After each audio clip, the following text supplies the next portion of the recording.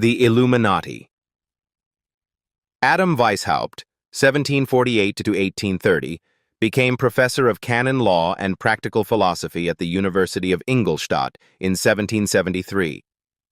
He was the only non-clerical professor at an institution run by Jesuits, whose order Pope Clement XIV had dissolved in 1773. The Jesuits of Ingolstadt, however, still retained the purse strings and some power at the university, which they continued to regard as their own. They made constant attempts to frustrate and discredit non-clerical staff, especially when course material contained anything they regarded as liberal or Protestant. Weishaupt became deeply anti-clerical, resolving to spread the ideals of the Enlightenment, Aufklärung, through some sort of secret society of like-minded individuals. Finding Freemasonry expensive and not open to his ideas, he founded his own society, which was to have a system of ranks or grades based on those in Freemasonry, but with his own agenda. His original name for the new order was Bund der Perfektibilisten, or Covenant of Perfectibility, Perfectibilists. He later changed it because it sounded too strange. On 1st May 1776, Weishaupt and 4 students formed the Perfectibilists, taking the owl of Minerva as their symbol. The members were to use aliases within the society. Weishaupt became Spartacus. Massenhausen proved initially the most active in expanding the society. Significantly, while studying in Munich shortly after the formation of the order, he recruited Xavier von Zwack, a former pupil of Weishaupt, at the beginning of Zwack's significant administrative career. At the time, he was in charge of the Bavarian National Lottery. Massenhausen's enthusiasm soon became a liability in the eyes of Weishaupt, often resulting in attempts to recruit unsuitable candidates. Later, his erratic love life made him neglectful, and as Weishaupt passed control of the Munich group to Zwack, it became clear that Massenhausen had misappropriated subscriptions and intercepted correspondence between Weishaupt and Zwack. In 1778, Massenhausen graduated and took a post outside Bavaria, taking no further interest in the order. At this time, the order had a nominal membership of 12. During this early period, the order had 3 grades of novice, Minerval, and illuminated Minerval, of which only the Minerval grade involved a complicated ceremony. In this, the candidate was given secret signs and a password. A system of mutual espionage kept Weishaupt informed of the activities and character of all his members, his favorites becoming members of the ruling council, or Areopagus. Some novices were permitted to recruit, becoming insinuants. Christians of good character were actively sought, with Jews and pagans specifically excluded, along with women, monks, and members of other secret societies. Favored candidates were rich, docile, willing to learn, and aged 18 to 30.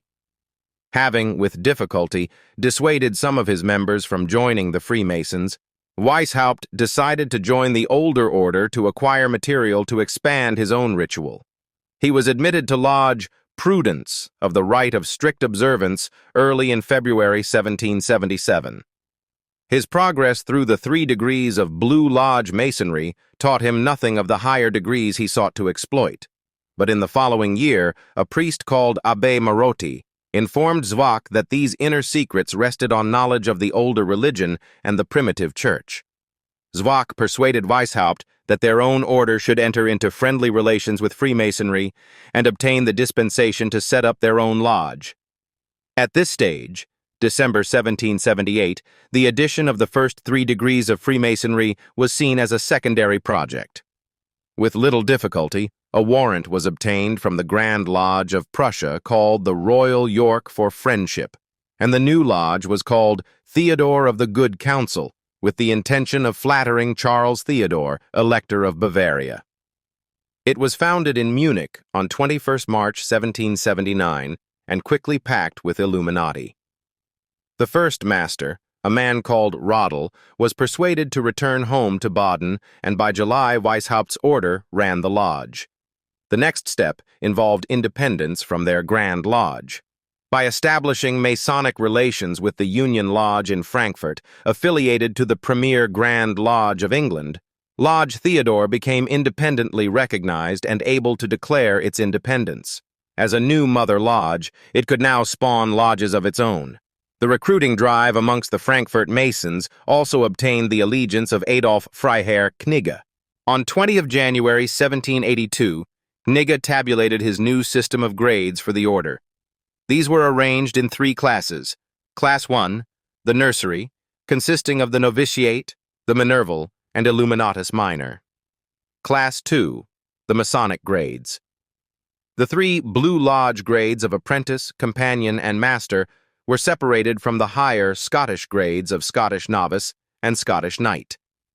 Class 3, the mysteries. The lesser mysteries were the grades of priest and prince, followed by the greater mysteries in the grades of mage and king. It is unlikely that the rituals for the greater mysteries were ever written. Knigge's recruitment from German Freemasonry was far from random. He targeted the masters and wardens, the men who ran the lodges, and were often able to place the entire lodge at the disposal of the Illuminati. In Aachen, Baron de Witte, master of Constancy Lodge, caused every member to join the order. In this way, the order expanded rapidly in central and southern Germany and obtained a foothold in Austria. Moving into the spring of 1782, the handful of students that had started the order had swelled to about 300 members, only 20 of the new recruits being students. In Munich, the first half of 1782 saw huge changes in the government of Lodge Theodore. In February, Weishaupt had offered to split the lodge, with the Illuminati going their own way and the chapter taking any remaining traditionalists into their own continuation of Theodore. At this point, the chapter unexpectedly capitulated, and the Illuminati had complete control of lodge and chapter. In June, both lodge and chapter sent letters severing relations with Royal York, citing their own faithfulness in paying for their recognition and Royal York's failure to provide any instruction into the higher grades. Their neglect of Costanza, failure to defend him from malicious charges, or prevent his expulsion from Prussia, were also cited. They had made no effort to provide Costanza with the promised secrets, and the Munich Masons now suspected that their brethren in Berlin relied on the mystical French higher grades which they sought to avoid. Lodge Theodore was now independent.